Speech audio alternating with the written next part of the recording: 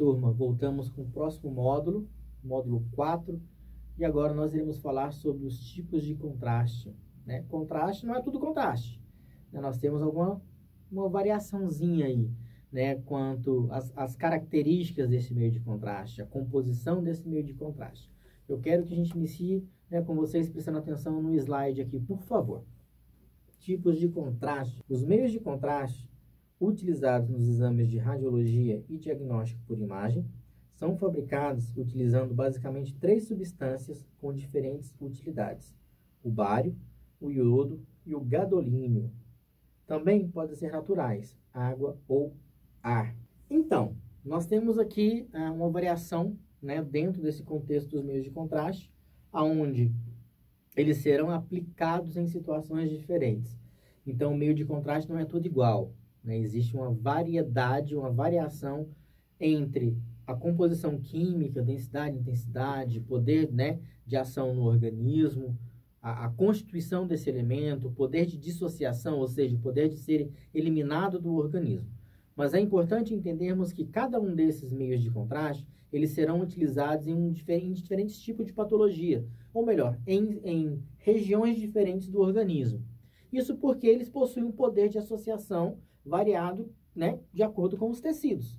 Os nossos tecidos não são todos iguais, os tecidos eles são diferentes. E essa variação de tecido, ela permite justamente, né, a necessidade de fazer uso de meios de contraste que são compatíveis com esse tecido. Tá? Então, nós temos os meios de contrastes de base química, né, o bário, o iodo, o gadolínio, tá? E nós temos os meios de contrastes que são os meios de contrastes naturais, né? Como, por exemplo, nós temos aqui a água e o ar. Mas por que a água e o ar? Porque a água e o ar possuem um poder, né, de radiopacidade, ou seja, pode ser mais radiopaco ou mais radiotransparente. Então, eles irão auxiliar. Na verdade, quando nós falamos, né, que esses meios de contraste, a água e o ar, falamos que eles são meios de contraste, eles são meios de contraste associados, eles vão ser utilizados em associação com meios de contrastes químicos, né? Como, por exemplo, quando se realiza aí o exame de enema opaco. Enema opaco, há necessidade de fazer uso de ar para auxiliar na visualização de estruturas, né? Isso é um assunto para ser falado um pouquinho mais à frente. Mas é muito importante que vocês entendam, a princípio, que os elementos, tá, utilizados para a produção, né, de meios de contraste são de base química. Com esses elementos de base química, nós temos aqui o bário, iodo e o gadolínio. E nós temos os elementos com a base natural, como o ar ou a água, tá? Em específico, nós começaremos a falar, né, a princípio do bário, tá? Por quê? Porque ele é um, né, dos mais utilizados, porém, alguns cuidados precisam ser tomados ao se utilizar esse tipo de meio de contraste. Me acompanha com o slide, por favor. Bário, via oral ou anal, radiodenso. Então, o bário, a primeira informação que nós temos é que ele será administrado no indivíduo por via oral, né, cavidade bucal. Ele precisará ser deglutido pelo paciente, ou ele será administrado por via anal, via retal. Então, a gente já começa a entender uma coisa, que esses tipos de exame que são realizados com a utilização do bário são exames que, muitas das vezes, causam um certo constrangimento, tanto para o técnico, quanto e principalmente para o paciente, né? Porque é necessário o uso de uma sonda para a administração desse bário via retal. Então, é uma situação muito constrangedora. Então, os profissionais, né, nós como profissionais da área, precisamos estar preparados para isso. Tá? Continuando no slide.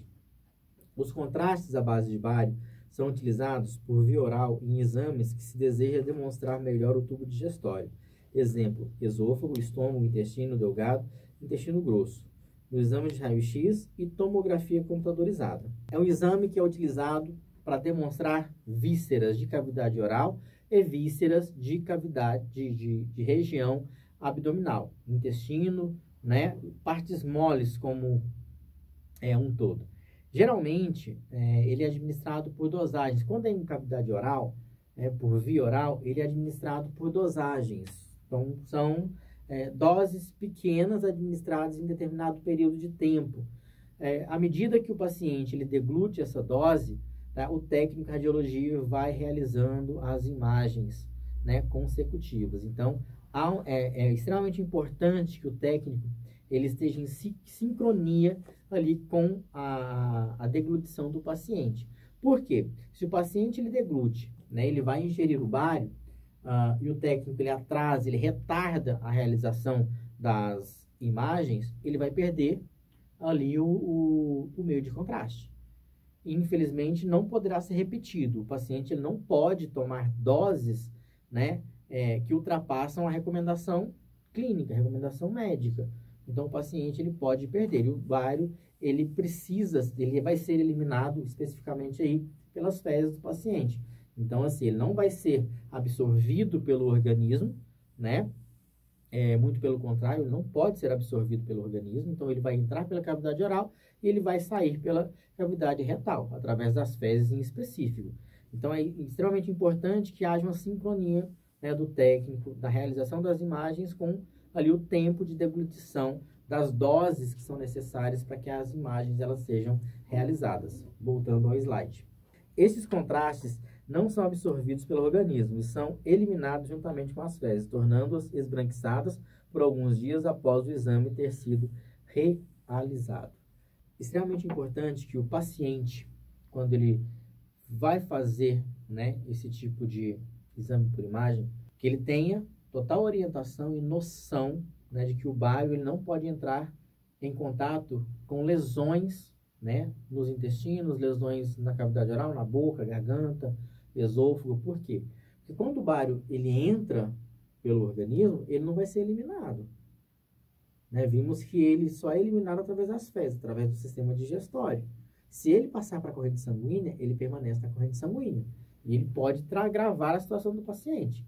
Então, é importante que haja integridade, especificamente na cavidade oral e cavidade intestinal do paciente, né, para que ele não assimile esse tipo de elemento, né, à corrente sanguínea. Justamente porque não há um poder de dissociação. Esse elemento ele permanece no organismo. Então, é importante que ele seja direcionado especificamente para as fezes, que seja eliminado pelas fezes. Isso levará um tempo ainda para que ele possa ser eliminado. Ele não vai ser eliminado ali no primeiro ou segundo dia, né? Então, geralmente, a média de 5 a 7 dias. Esse é o período que é necessário para que o bário ele seja eliminado após a realização de um exame, né, radiológico. Suponhamos que o paciente ele faça a deglutição do bário e o técnico ele perca ali por algum motivo as imagens. Ele só terá a condição de realizar um novo exame, né, uma média de 1 a 2 semanas depois, que é o tempo necessário para que o bário, né, ele seja totalmente eliminado do organismo e não haja uma sobrecarga. Então, o paciente ele não pode tomar, né, o bário, fazer uso do bário, deglutir o bário, perder o exame e falar, não, vou tomar mais e vou fazer agora. Não, isso não pode acontecer. Ele precisa agora eliminar aquela quantidade do organismo para que ele possa realizar ali uma nova dosagem, tá bom? Voltando para o slide. Dificilmente causam efeitos colaterais, sendo o maior problema o gosto um pouco desagradável, o que pode ser disfarçado misturando-se groselha ou outro concentrado para sucos. O bário até então, quando ele começou a ser administrado, ele não tinha um gosto, não possuía um sabor específico, né? Então ele era amargo, ruim de deglutir e o gosto permanecia na boca por um determinado período. Hoje, né, você encontra o bário com diferentes sabores, cereja, groselha, limão, laranja, né, para favorecer aí a deglutição. Né? A gente sabe que elementos amargos para o paladar, eles são difíceis, amargo, azedo, ele é muito difícil de ser deglutido, então leva um tempo a se deglutir. O elemento com sabor, ele já se torna mais favorável à deglutição. Então, hoje, né, encontra-se com diferentes tipos de sabores. Geralmente, alguns exames que são feitos de cavidade gástrica, eles administram o bário, né, para que a imagem ela possa ser melhor evidenciada. Tem efeito colateral? Não. Ele não vai trazer efeitos colaterais desagradáveis. É claro que para um paciente ou outro pode ter ali, ele pode sentir, né,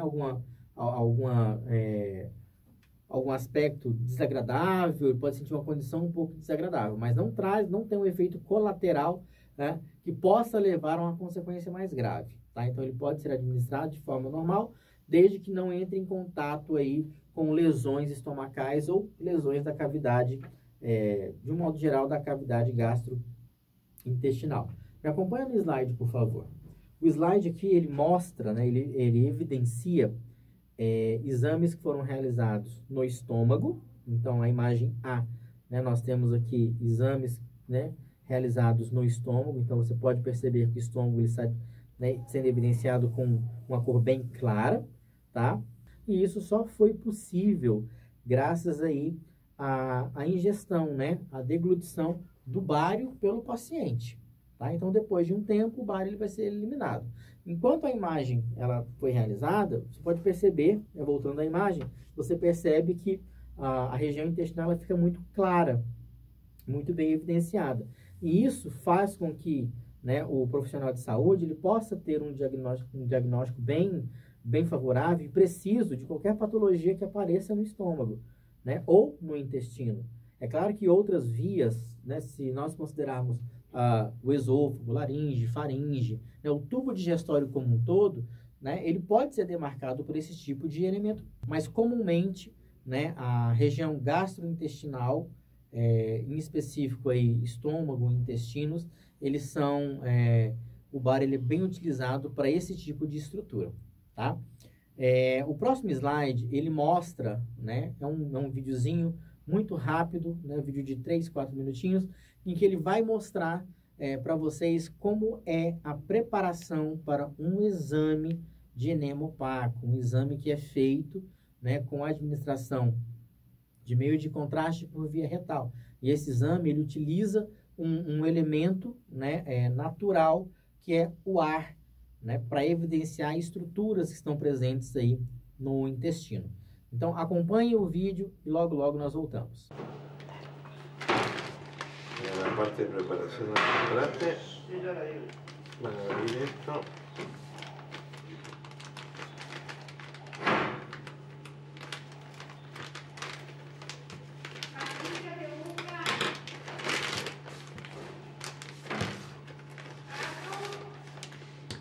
El contraste.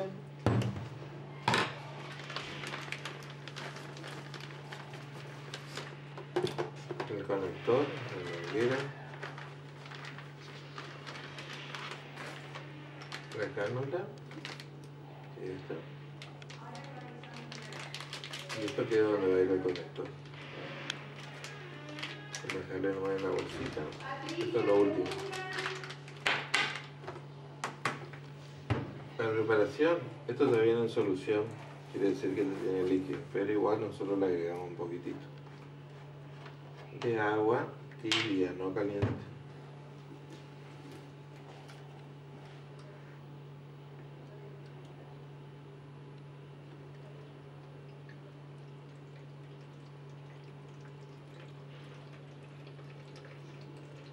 ¿Cuánto? Y aproximadamente 1 litro, depende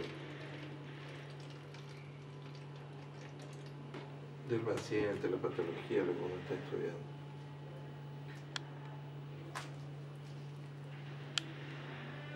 Tiene unas marquitas que no se alcanza a verla, pero acá estaría 1 litro y el nivel está acá, ¿verdad? Un poquito más. Eso la tienen que averiguar antes de antemano porque no van a estar abriendo una vez que está introducido dentro del paciente. Acá estaría, yo le cargo un poquitito más porque en el caso de él vamos a estudiar una patología que conviene. Se cierra, hay que sacudir,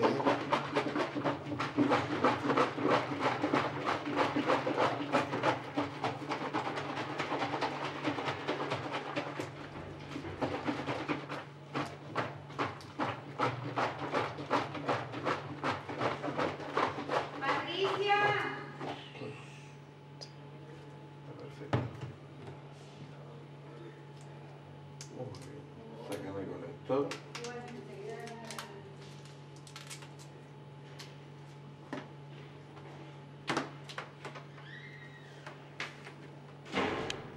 Esta va a ser la valvulita reguladora, ¿sí? Ustedes quieran,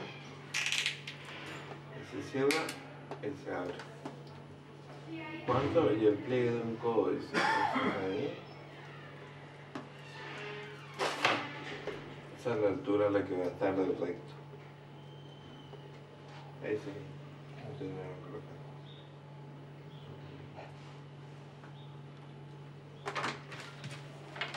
Bueno, y ahora van a ver cómo se prepara. Si está listo como para hacer un doble contraste también.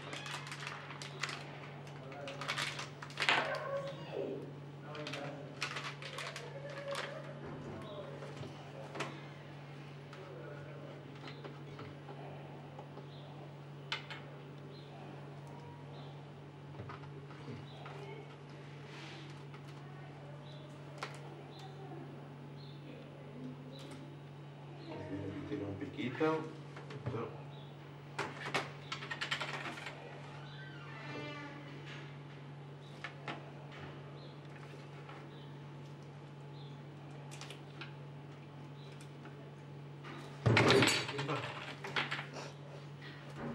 Bien introducido, bien cerrado. Eso está todo abierto. Y el doble contraste, como esto no tiene balón, se lo damos nosotros.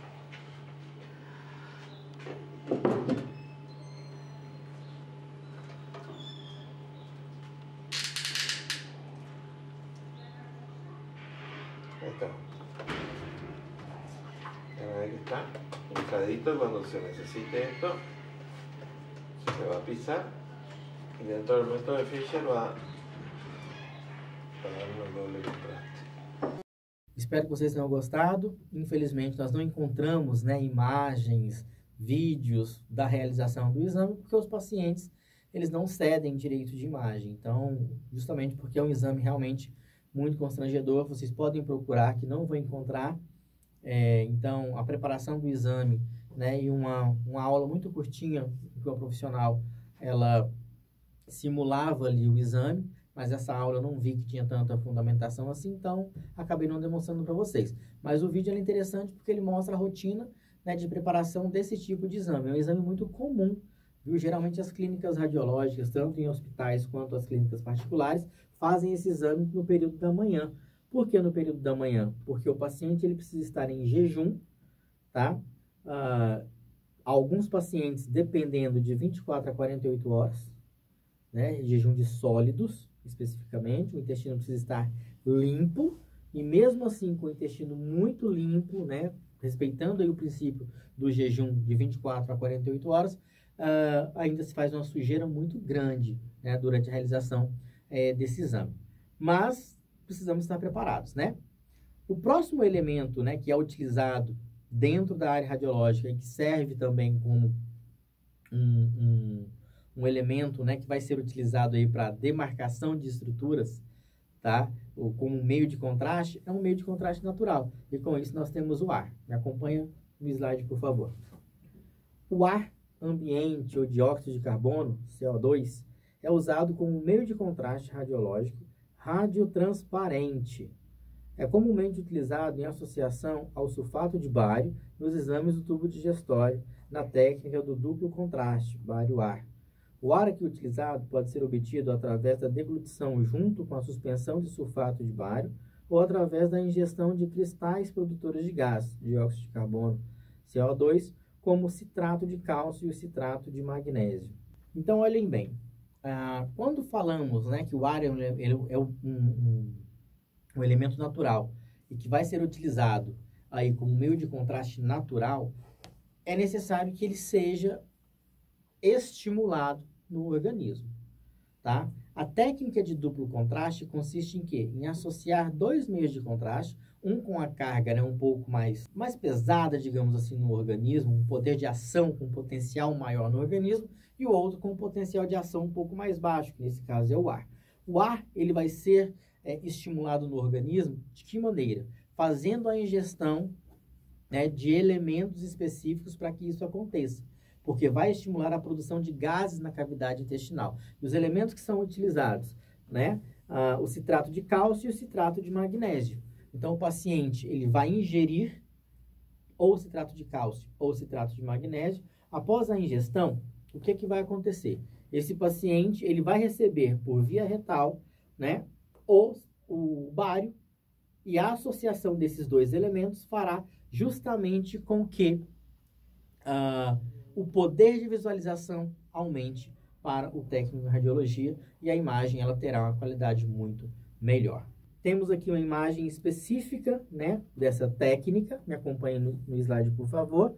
Então, nós temos aqui uma imagem à direita e uma imagem à esquerda de a região intestinal, onde foi utilizado aí nessa técnica de duplo contraste. Os números indicam estruturas do organismo, tá? Então, aqui nós temos sendo evidenciados colo ascendente, colo descendente, colo transverso, né? Região retal, tá tudo muito bem evidenciado, né? Coloquei uma marcação para que vocês, né, quando vocês tiverem a anatomia, não sei se essa disciplina já foi administrada para vocês, mas que vocês tenham a noção e a compreensão das estruturas que são visualizadas dentro de um exame, né, de enema opaco, onde é realizado aí a técnica de duplo contraste. Então, você pode observar que na imagem, né, como vocês podem acompanhar comigo, essas estruturas são muito bem evidenciadas, né, a cor, a claridade, né, o fato de ser radiopaco torna o diagnóstico muito bem preciso,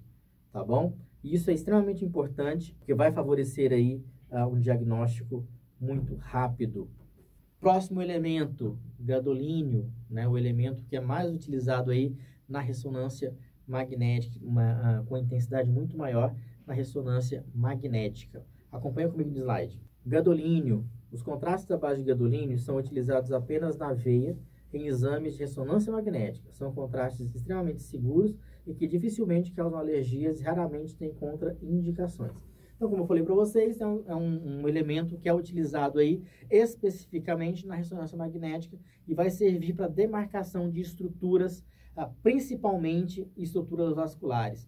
É muito utilizado aí para evidenciar lesões no sistema nervoso, possíveis lesões no sistema nervoso. Não tem contraindicações, né? Ele pode ser aí, utilizado sem nenhum problema, por faixas de idade diferentes, porém, ele é um exame que é administrado, né, via intravenosa. Então, é também um injetável, onde precisa se considerar aí peso, altura, né? Tem todo um cálculo a ser feito na hora de se administrar esse tipo de meio de contraste. O próximo e último é o iodo, né? O iodo que é o mais utilizado. Acompanha comigo no slide, vamos ler um pouquinho sobre, né, o que nós temos sobre o iodo.